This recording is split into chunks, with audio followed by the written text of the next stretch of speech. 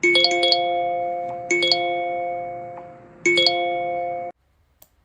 Flo, Hey Nikki.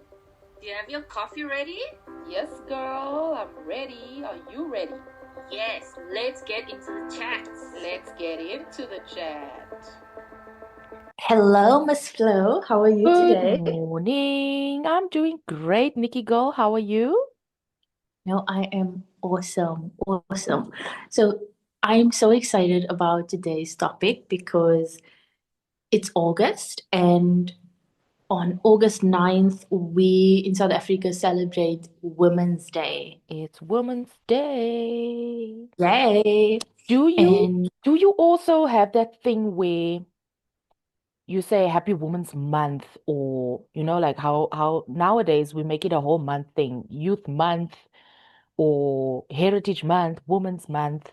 I feel like we should keep it to that day. That day was set aside for that. I don't know. Maybe it's just me. I get you. I am a day person. I feel, Mm. even with my birthday, if the event is on a day, I like to celebrate on the day. Mm. But with our schedules, I get that, it's sometimes it's on a Monday, it's on a Wednesday. We can't all celebrate together all the time. So I kind of like the month for these types of events because you are more flexible with, meeting up with your friends, meeting up with other women, or even being able to go to different events because not every event is on that one Yeah, I day. suppose. I So suppose. I hear you. I've seen some events like even this week and then some events after Mm. the 9th. So I like that because, yeah, it gives us more time and more things to actually do. So Okay, before we you've get you've into you've it, totally derailed my you've totally derailed my theory around it. So I'm sold. I'm sold. Yeah. Happy Women's Month. love it. I like to convince people of things. Um, Very persuasive. So, Flo, not to put you on the spot, but can you tell us what Women's Day is all about? Why do we celebrate it? Well, in South Africa, because we all know International Women's Day is in March, but the Right. significance of 9 August in South Africa Mm-hmm.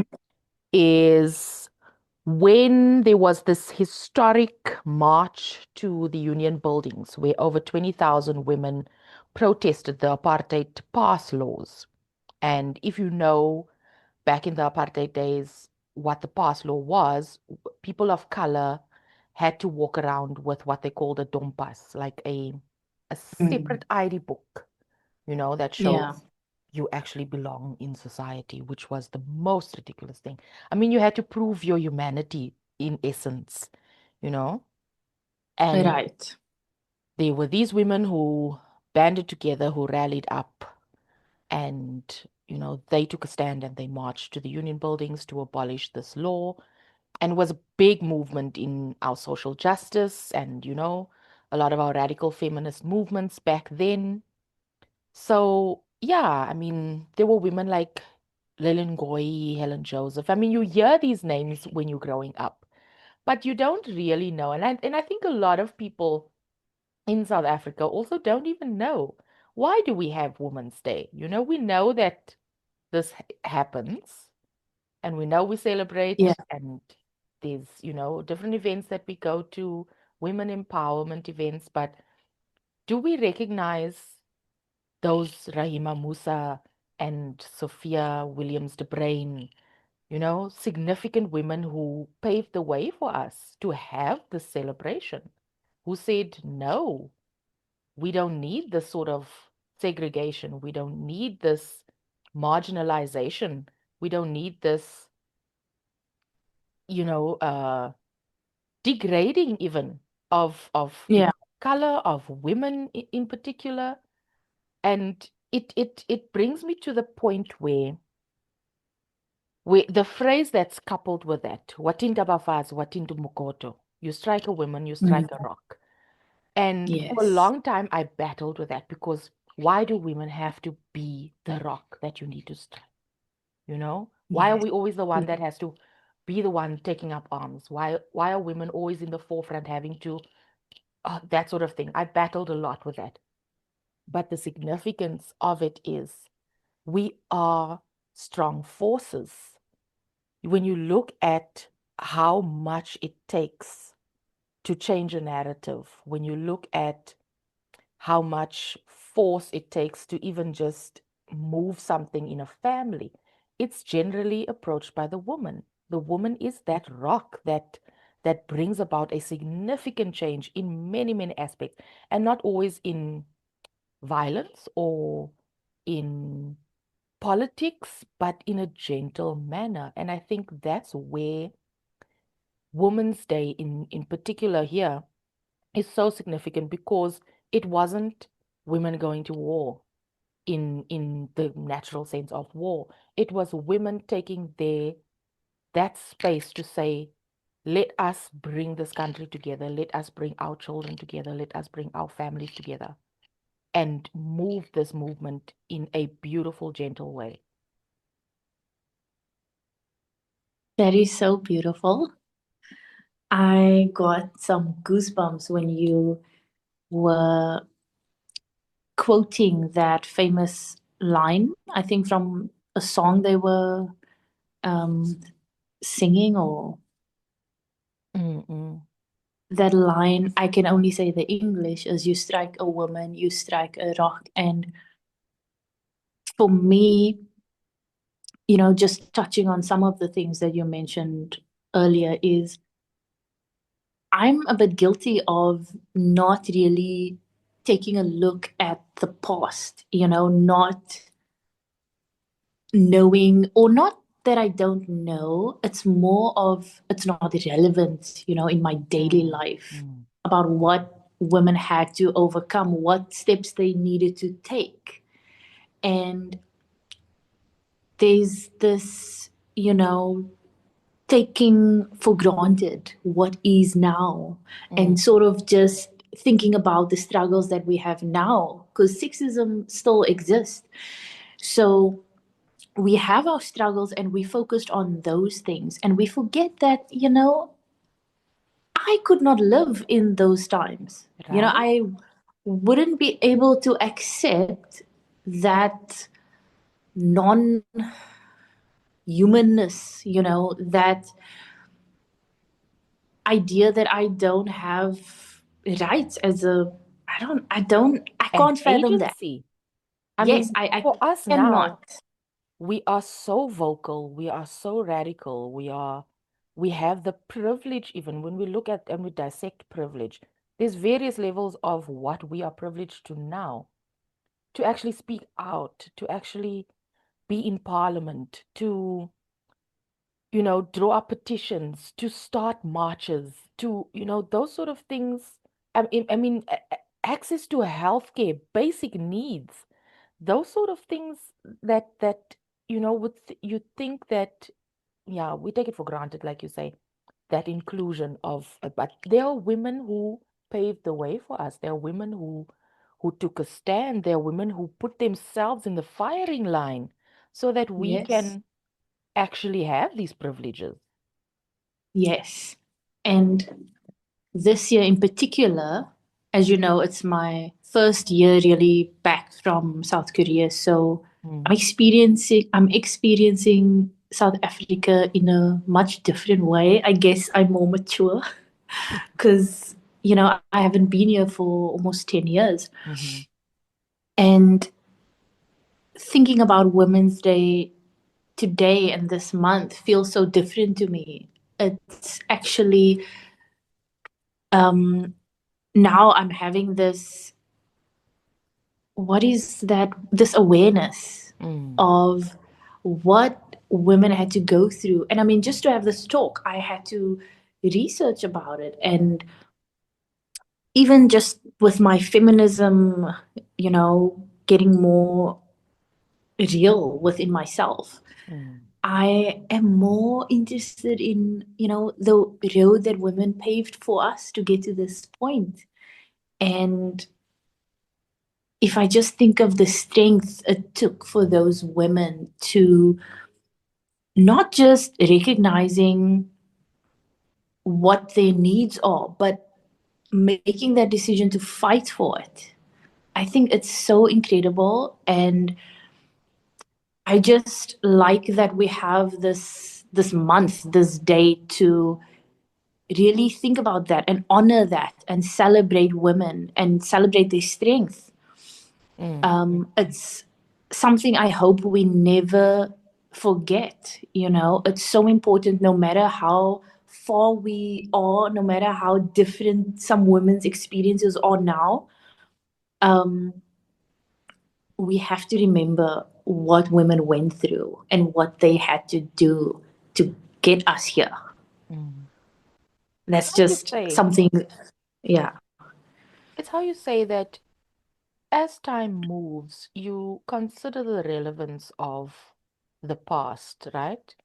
Is it still necessary to reference it that much, or do we need to go back that far for it to seem like a significant topic? Or, does it still hold any value? But things like that do, because if we're trying to change certain, I don't know, policies, or if we want to instate any sort of movement, there's a necessity to look to the past.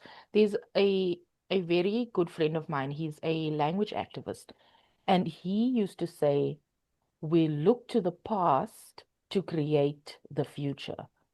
And I think without us dwelling on the past, that is what is necessary. We don't necessarily want to stay there and constantly reference that, because the more we move, the past isn't that far back. I mean, just a simple thing. Somebody always reminds me that, if we say the 80s, in my mind, the 80s is now the other day. But if you really Yeah. think about it, the 80s is 40 years ago. Right? And that in itself already is a past. Yep. So we look to the past to create the future, or to mirror the present, I would say. And it's resilience that we have. It's that continuous resilience that women have, that power of every day, of knowing that if you strike me, you are striking a rock, and you won't achieve what you are attempting to achieve. Yeah. I love that. You know what I was thinking while you were speaking about, the past and how it could be now. I just imagine, the young girls born in the last 10 years. Mm, And I wonder about the experience. They only know about women being able to do anything, right? mm, And that's what we're teaching our young girls. Like, they can do anything, like, there's no limitation. And I wonder about their knowledge about the past. Like, when do they start knowing about how women's rights came to be? Because for them, it just is, right? There's no it came to be, it just always was. And so I wonder about that. I actually want to go interview a few 10-year-olds and 12-year-olds and just see, when is that moment where they start knowing. Is it in high school? Is it in university? Or, mm, it would be interesting to know, because as much as we don't like to dwell past, we don't want to be reminded of all the atrocities that happened way back when, because I mean, if somebody like me, I'm super empathetic. I can't sit in that too long, because the feelings can, be sort of alive. But it is important to reference it, or just to make that little note, that footnote that, these things happened and it's important to acknowledge them and know them.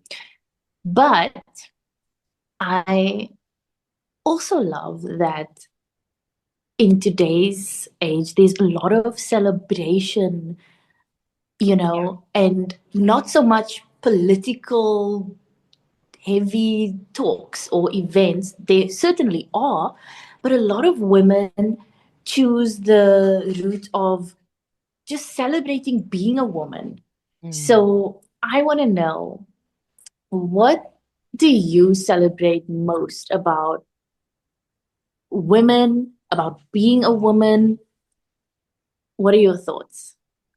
I think in particular, and it's because I've always been in the artistic space, I've always been in very politically driven spaces, I would say. Um, I did a lot of activism work when I was in my 20s.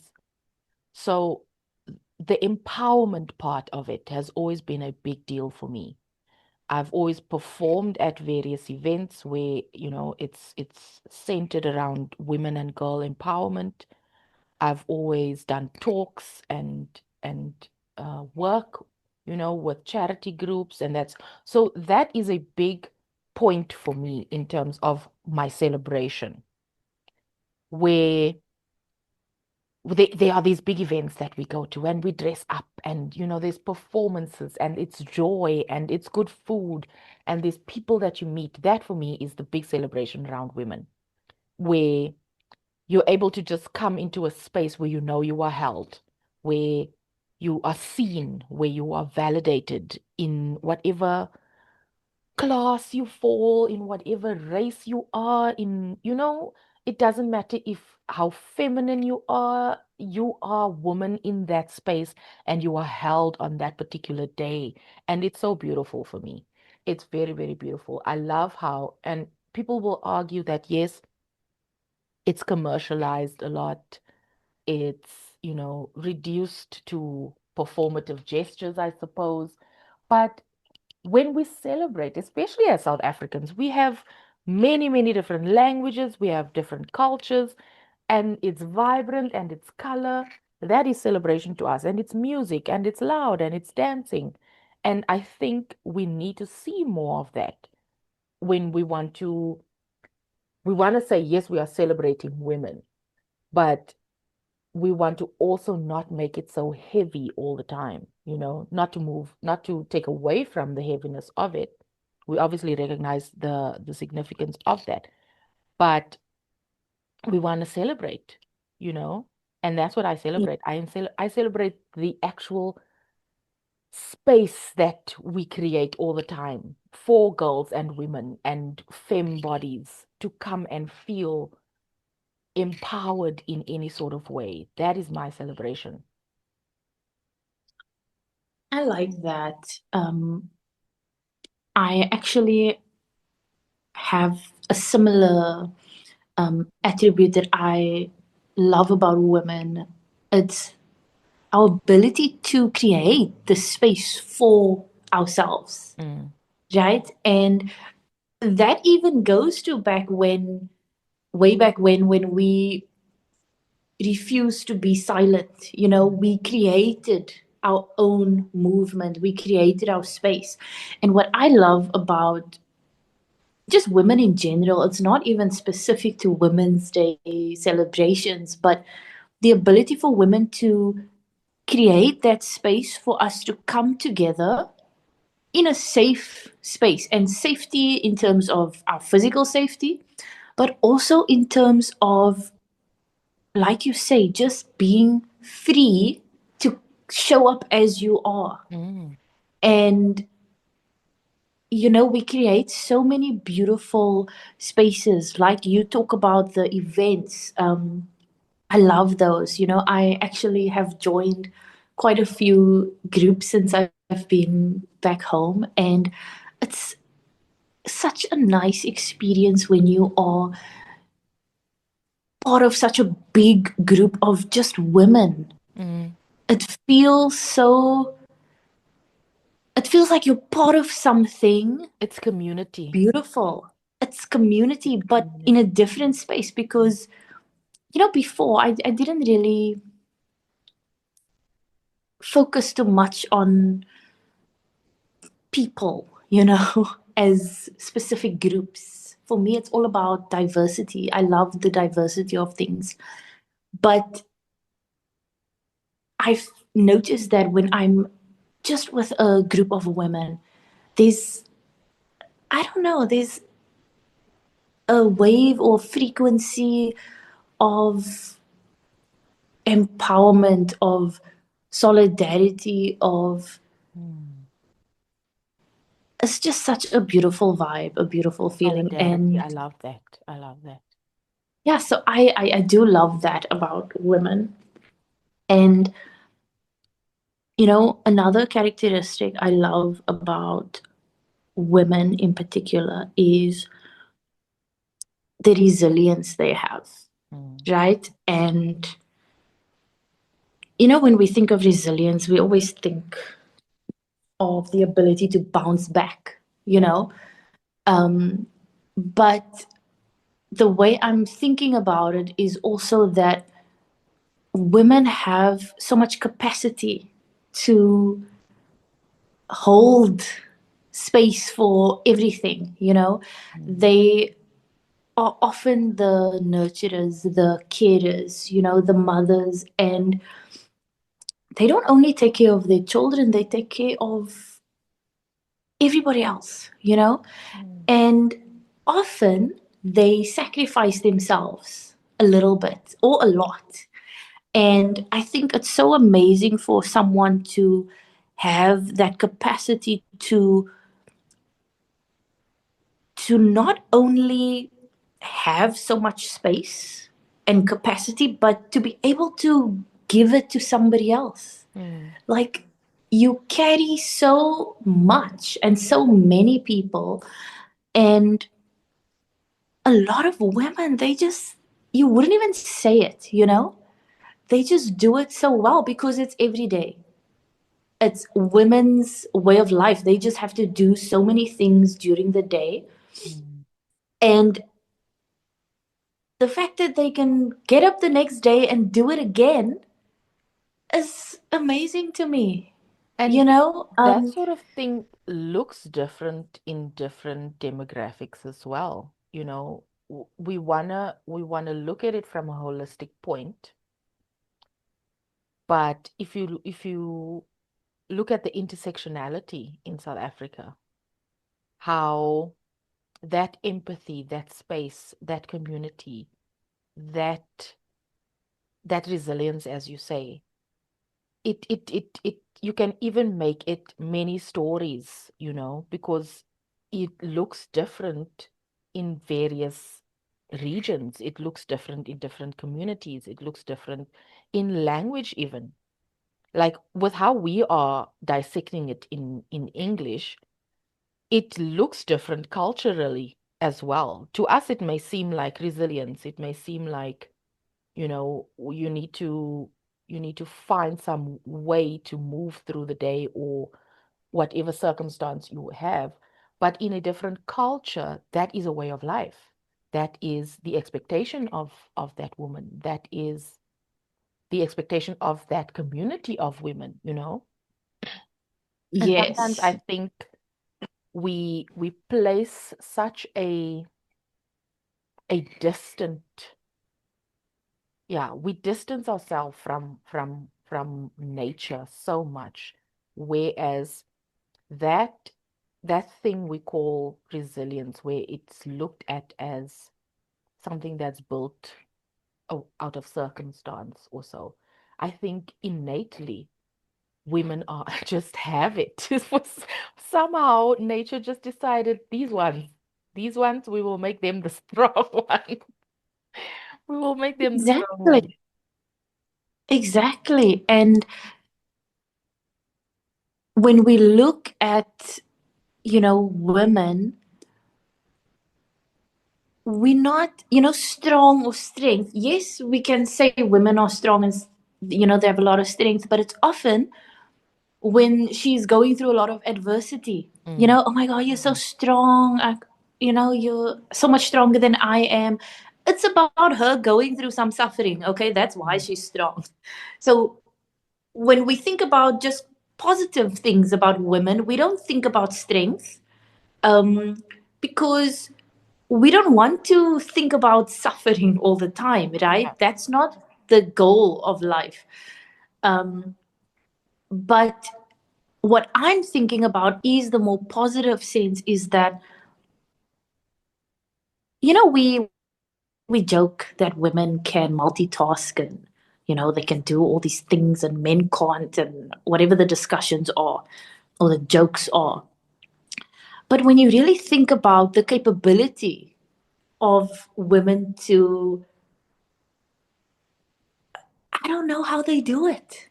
Look, I say they Compartmentalize. as if it's not me, but we have capacity for so much, and I think it's so overlooked Mm. and so underestimated, undervalued, that 100%. women are only seen as amazing when she's struggled a lot and she's overcome some hectic thing. But Mm. like you say, just the nature of a woman is, she can do so much, and she does it with grace. Yeah. Often they are, I think about this image quite often. My grandmother, she would feed, multiple generations in one evening. Mm. And, she's not rich where you just go into the pantry and just make something happen, or a chef is doing something. No, she's doing everything. She is the resource. She is the cook. She is the one who has to, make sure that everybody gets something to eat. And nobody thinks about how amazing that is. Mm. Everybody else is just sitting and watching TV, and she's the one doing all the mental gymnastics on how she's going to feed her family every day, Right. and how she's going to make those ingredients into meals sufficient for the whole family. And everybody gets to bring their kids there. She has her kids' kids, and it's a lot of people. And those are our very first references of what resilience looks like, hey? In the various categories of resilience. We look at our aunts and our grandmothers, our mothers, teachers, your auntie across the road. We grew up in that sort of community where the house is full of people. A pot needs to be cooked to feed all these people.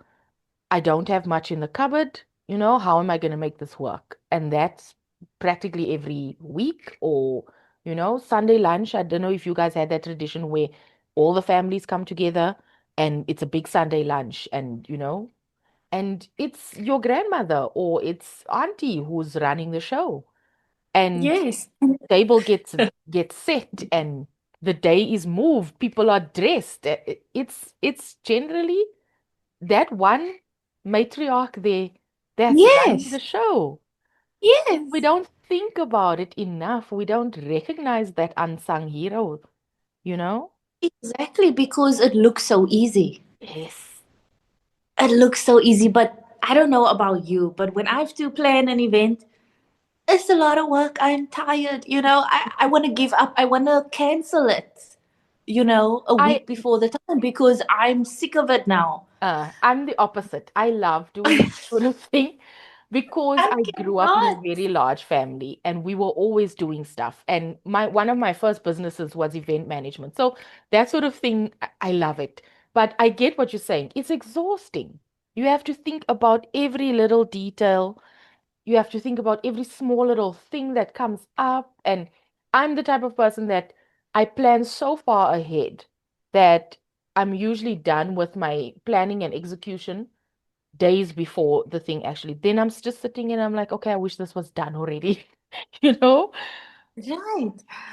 I actually have this thing where I can map out, all the details. I'm not saying I'm bad at it. I'm pretty good. I just don't like all the work that goes with it, because when I calculate all the things and then you have to know the time, that's always the big thing, right? You have to do all these things and then fit it into a time. And I don't know. I just think it's amazing when I look at the older generation and how they did those things so amazingly. You know, I mean, women, I don't know how they do it, but they just have, I'm amazed by the capacity to do these things and to hold so much space. I don't know how they wake up in the morning, how they did that things, you know. But And you know, that's, you look at it in that from an external point, but if you just look inward, you look at yourself every day, and you should ask yourself that question as well. How am I doing everything that I'm doing as a woman in South Africa, with the barriers that are in place, with the red tape that comes with a lot of things, with, different inequalities that we are facing still? You look at yourself also, and you have to give yourself that pat on the back, and you have to give yourself that props of the women who came before me paved the way for me to make change. you know am I making that change as a woman? Am I enjoying the changes that are in place? Because sometimes I don't think we take advantage of these privileges, these small little things. We we sometimes overlook the fact that we do have voice, we do have agency, we do have the ability. I look at organizations like Power and, you know, women against child gender-based violence and that sort of thing. Those sort of privileges are there for us to actually make the significant impacts that we kind of don't see every day. But in small little things, you think about you as a friend, you think about you as a daughter, you think about you as a community member. How am I using this womanness, this womanhood in an impactful way? I don't know if that makes sense. I agree with you completely. I feel that we have come such a long way that it is important, or we should use a stronger word, it's imperative that we keep moving it forward. We can't just be like, oh yeah, I can do anything, so let me sit on my ass. It's about being impactful. It's about furthering the mission, taking it as far as you can, and not being complacent with what we have now. Because there's choice feminism, right? That says, you have all these rights now, but you can still do anything you want. And so then we can say, okay, well, then I'm gonna still be in that role that the patriarchy wants me to be in, right? So then we go, okay, that's your choice. Yeah. But what I'm feeling moved to do is to actually be more in your feminism, be more in it. Do the things that you were not able to do theoretically, and live as if you are still, I don't know, like, I don't want to say like you're still in that time, because you're not, but do all the things, go to the end, so that you can show the ancestors what you did was not for nothing.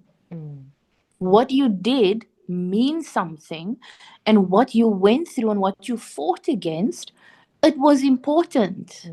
It was something that needed to be done, and we get it. We Yeah. get it. So we are going to continue And that's why I like I guess the spaces that are just women, because it makes me connect to that feeling of doing something together, Yeah. right? And even if it's just talking about how to be um,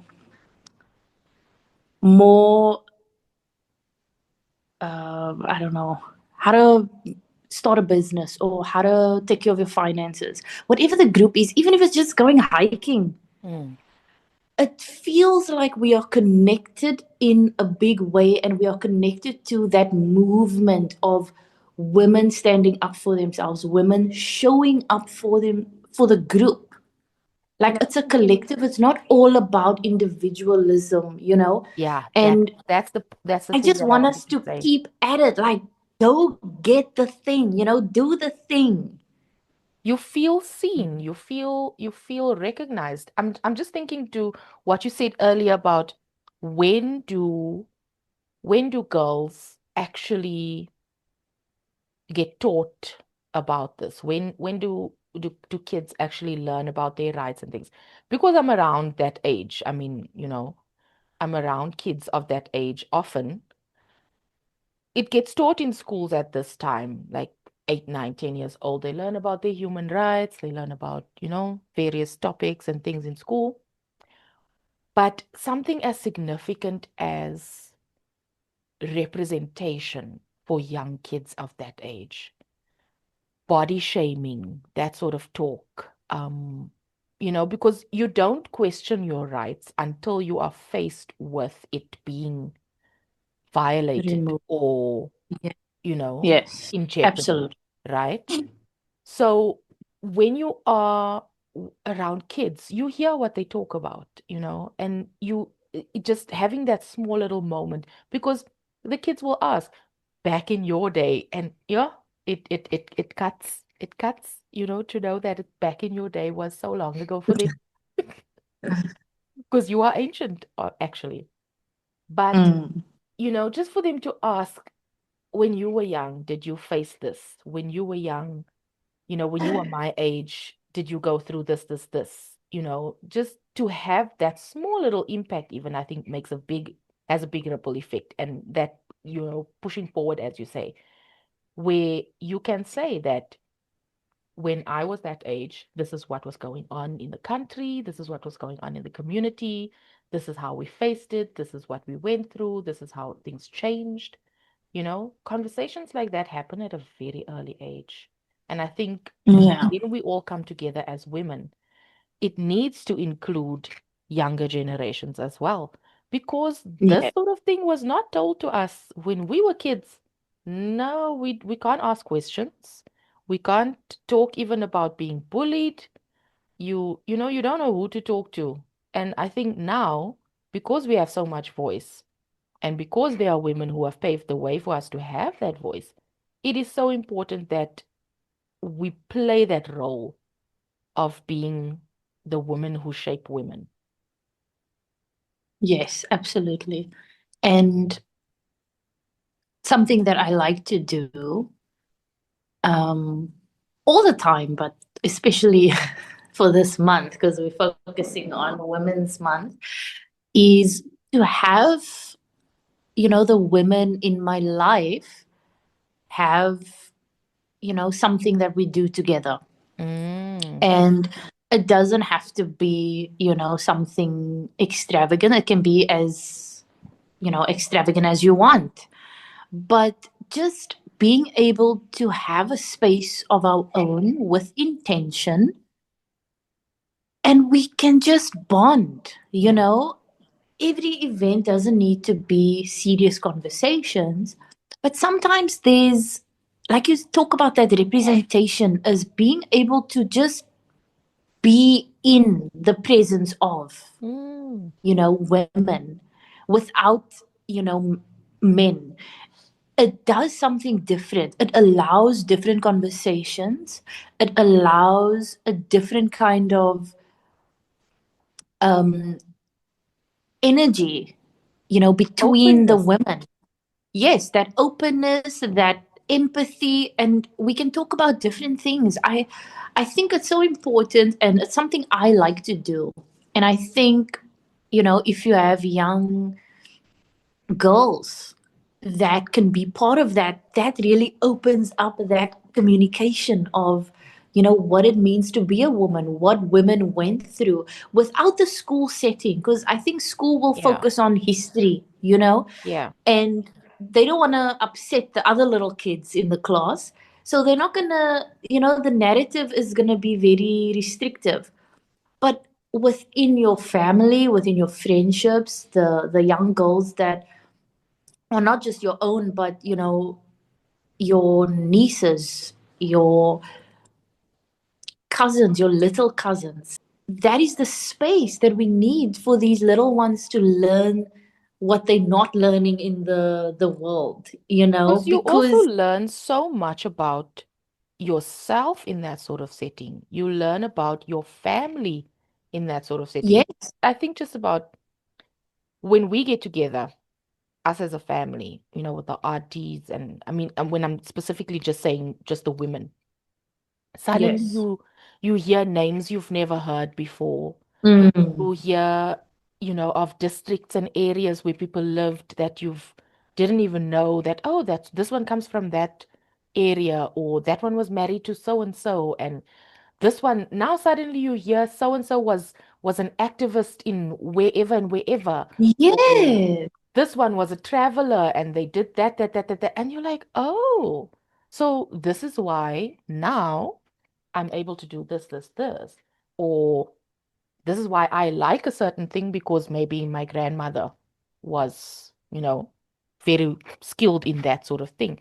That sort of vulnerability that women bring just in a close setting, in a quiet Yeah. moment, in a jovial moment. Also, you get to see the similarities. You get to see, Yes. oh, we are actually quite similar in this thing that we never knew, because it's not something that's always visible, and it's not something that's talked about in the public spaces, Mm, the communal spaces. But suddenly, when we are together as just us women, we get to share a little bit more. And then we get a more intimate glimpse into the lives of the elders, and we can actually connect more, I mhm, think. Um, I know with our elder generation, I mean, the women, they carried so much, and they have to project this image of strength.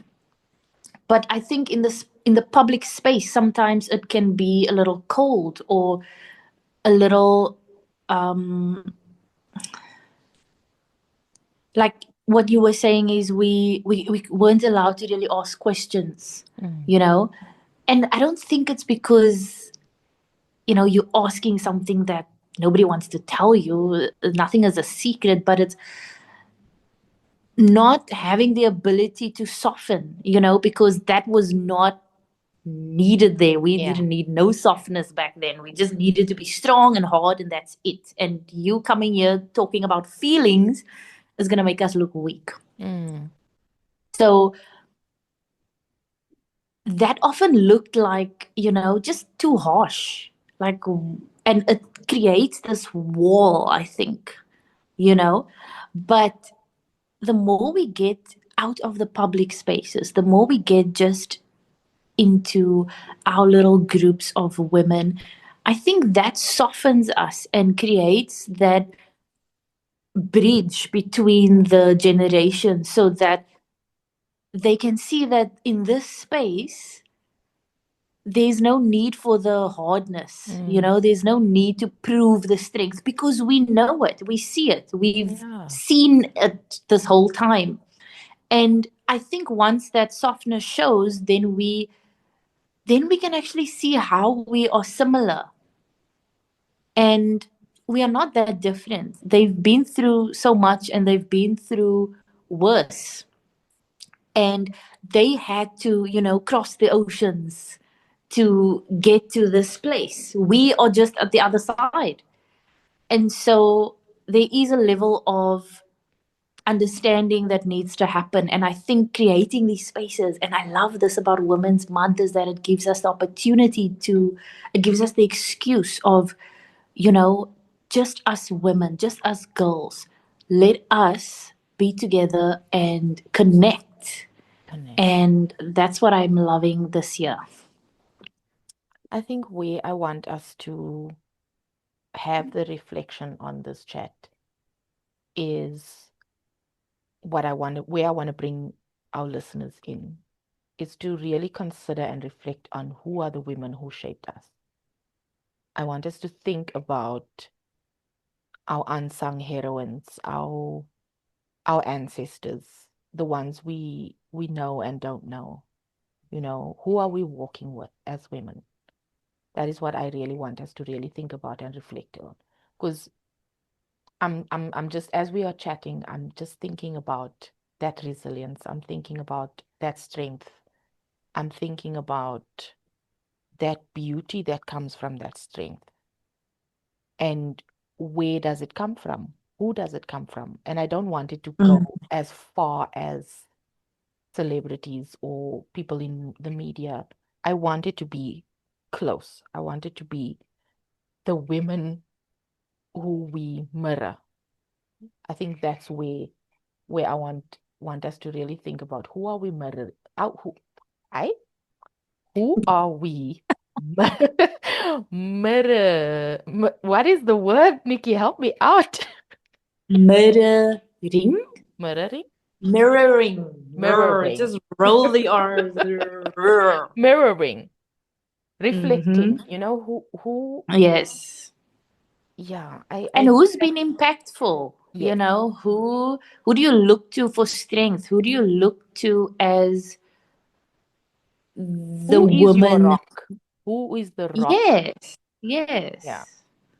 Or the softness that you can fall into, Oh, you know, I when love you that need point that. you made, because And that's what I love about women. Another thing, like we are malleable. Is that the word? We can be both things. We can be soft and we can be hard, you know?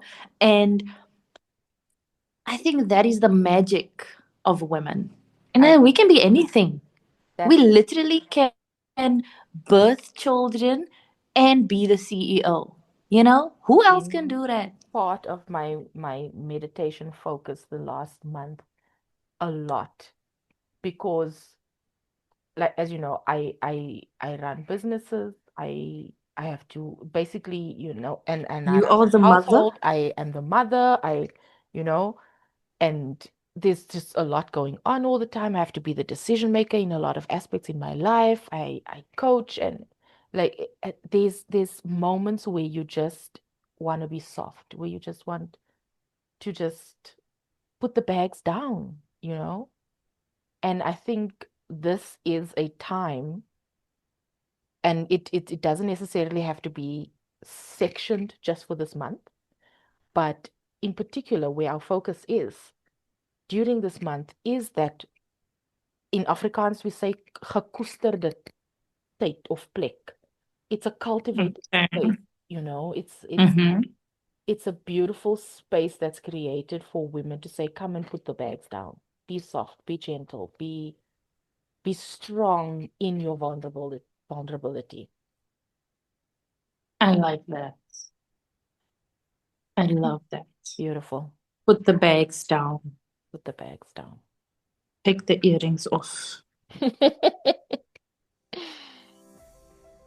I want to say to you, happy Women's Day, happy Women's Month, and what a privilege and an honor to know you and to grow with you as a woman. And here's to many more soft and vulnerable moments.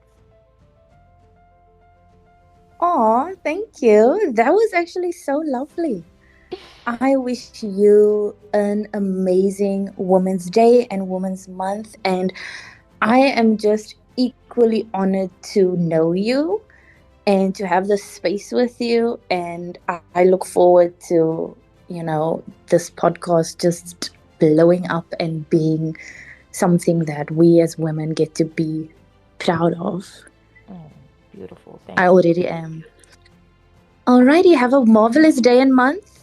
And you See too. you in the next chat. See you in the next chat. Bye. Bye.